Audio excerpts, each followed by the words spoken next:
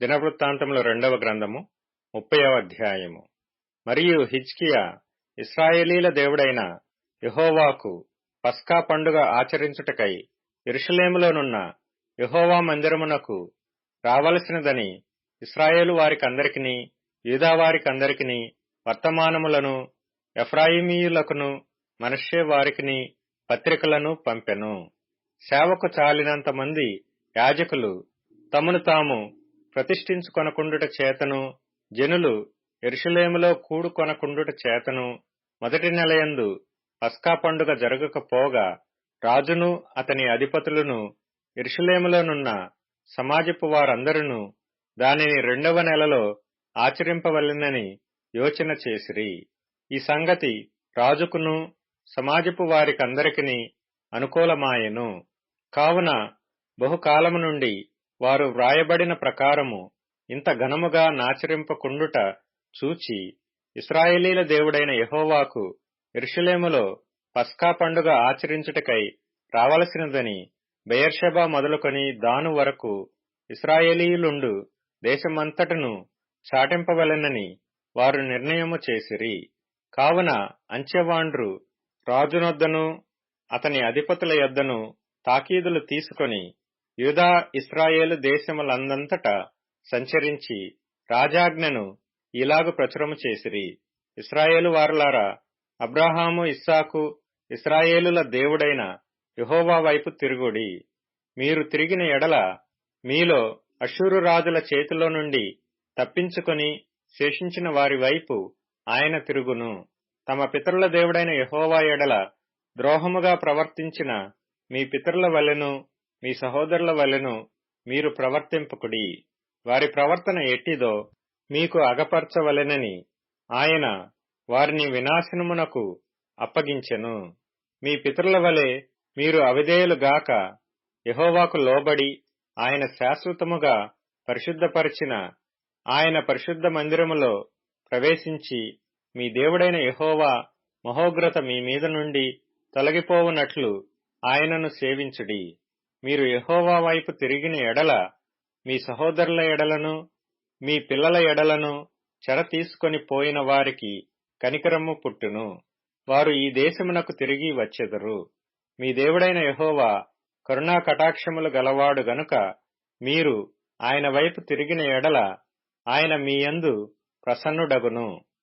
అంచెవాండ్రు జెబూలూను దేశము వరకును ఎఫ్రాయిము మనష్షేల దేశములలోనున్న ప్రతి పట్టణమునకును పోయిరి గాని అచ్చటి వారు ఎగతాళి చేసి వారిని అపహసించిరి. అయినను ఆషేరు మనష్షే జెబూలూను దేశముల వారిలో నుండి కొందరు కృంగిన మనస్సుతో యెరూషలేమునకు వచ్చిరి. యెహోవా ఆజ్ఞను బట్టి రాజును అధిపతులను చేసిన నిర్ణయమును నెరవేర్చునట్లు యూదాలోని వారికి మనస్సు ఏకము చేయుటకై దేవుని హస్తము వారికి తోడ్పడెను. కావున 2వ నెలయందు పులియని రొట్టెల పండుగ ఆచరించుటకై అతి విస్తారమైన సమాజముగా బహుజనులు యెరూషలేములో కూడిరి. వారు దాని చేపట్టి యెరూషలేములోనున్న బలిపీఠములను ధూపపీఠములను తీసివేసి కిద్రోను వాగులో వాటిని పారవేసిరి. 2వ నెల 14వ దినమున వారు పస్కా పశువును వధించిరి. యాజకులను లేవీయులను సిగ్గునొంది తమ్మును ప్రతిష్ఠించుకొని దహనబలి పశువులను యెహోవా మందిరములోనికి తీసుకుని వచ్చిరి. దైవజనుడైన మోషే నియమించిన ధర్మశాస్త్రములోని విధిని బట్టి వారు తమ స్థలమందు నిలువబడగా యాజకులు లేవీయుల చేతిలో నుండి రక్తమును తీసుకొని దానిని ప్రోక్షించిరి. సమాజకులలో తమ్మును ప్రతిష్ఠించుకొనని వారనేకులుండుట చేత యెహోవాకు వాటిని ప్రతిష్ఠించుటకై ప్రతిష్ఠించుకొనని ప్రతివాని నిమిత్తము పస్కా పశువులను వధించు పని లేవీయులకు అప్పగింపబడెను.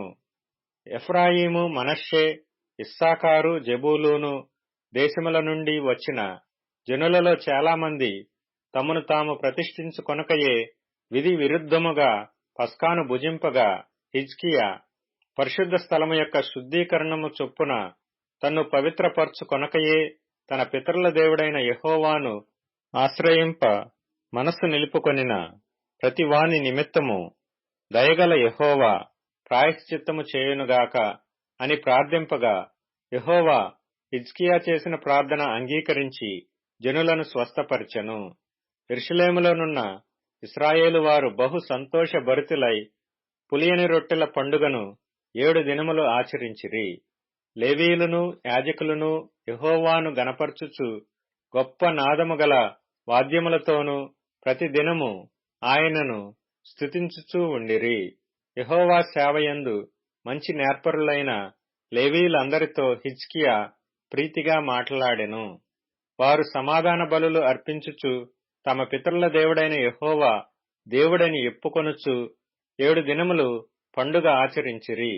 యూదారాజైన హిజ్కియా సమాజపు వారికి బలి అర్పణల నిమిత్తము 1000 కోడెలను 7,000 గొర్రెలనిచ్చుటయు, అధిపతులు 1000 కోడెలను 10,000 గొర్రెలనిచ్చుటయు, బహుమంది యాజకులు తమను తాము ప్రతిష్ఠించుకొనుటయు సమాజపు వారందరూ చూచినప్పుడు మరి 7 దినములు పండుగ ఆచరింపవలెనని యోచన చేసుకొని మరి 7 దినములు సంతోషముగా దాని ఆచరించిరి. అప్పుడు యాజకులను లేవీయులను యూదావారిలో నుండియు ఇశ్రాయేలు వారిలో నుండియు వచ్చిన సమాజపు వారందరూ ఇశ్రాయేలు దేశములో నుండి వచ్చి యూదాలో కాపురమున్న అన్యులను సంతోషించిరి. యెరూషలేము కాపురస్తులకు మిక్కిలి ఆనందము కలిగెను.